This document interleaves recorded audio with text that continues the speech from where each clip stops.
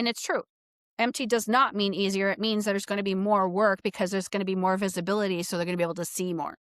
And I can tell you when you're doing your final walkthrough, if they find one mistake, then they look really hard to find other mistakes.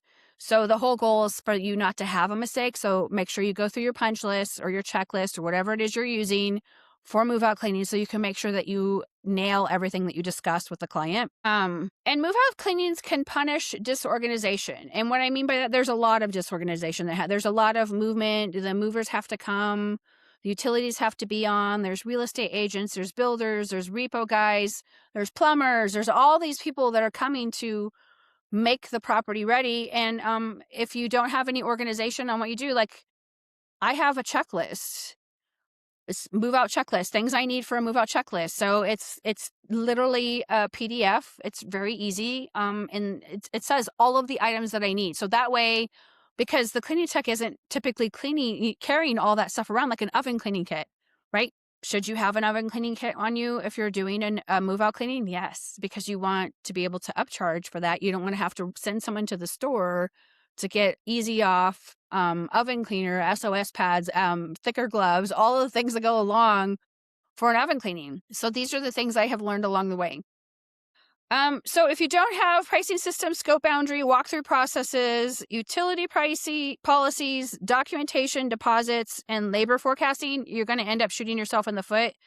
And documentation is super important, especially with today's society. Everyone is trying to get something for free. Everyone. So cover your butt by taking before and after. So our cleaning techs on move out cleanings are required to go around and do a short clip video. It doesn't have to be long, 1 to 2 minutes of areas of concerns. And then they're also required to take photographs. And those are the before and afters. And then they do the same thing at the end. They're required to take another short video and then after photos.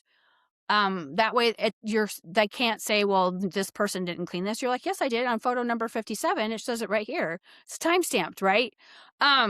These are things that you can do to help document and prevent problems later on. So the lesson isn't don't do move outs.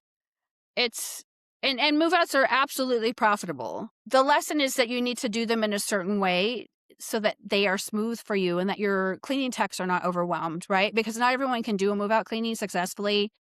It takes a brand new cleaning tech, probably 6 or 7 move out cleanings to be successful, to be able to do one by themselves or with a partner that they partner up with. It takes a lot of them to know the nuances and what to look for and what homeowners look for, what real estate agents look for, all of those dynamics. Because they are fundamentally different. They're physically, emotionally, operationally, financially, and psychologically different. And they're intense, right? And once I understood that distinction, it completely changed how I ran these jobs. And that was just repetition, right? I just have done so many